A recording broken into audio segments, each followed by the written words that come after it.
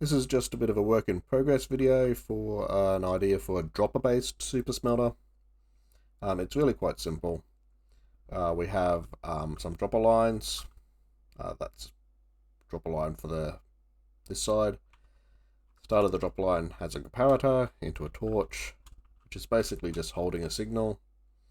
That signal, if released, gets dropped by this fader clock. That's set up to repeat every time it fades to 0.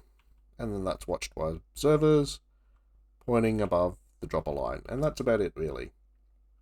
So if we get ourselves some raw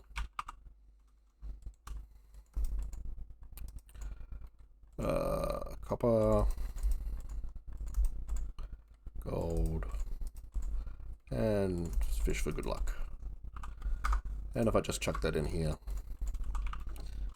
you can see that the N1 flashes once, second one flashes twice.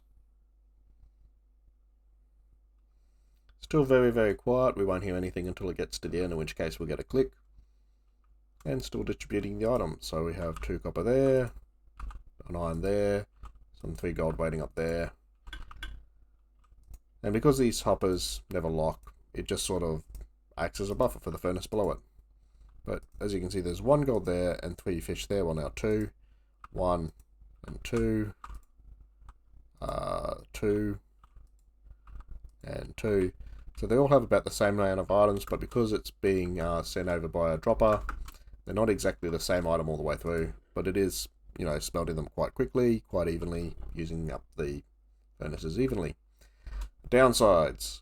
The dropper line basically distributes faster than a single hopper can fill the dropper. So we have 2 hoppers under the chest. This means it's a bit uglier because it's a bit harder to hide away because you have to double feed down from the chest, which means you've got 2 sets of hoppers underneath it.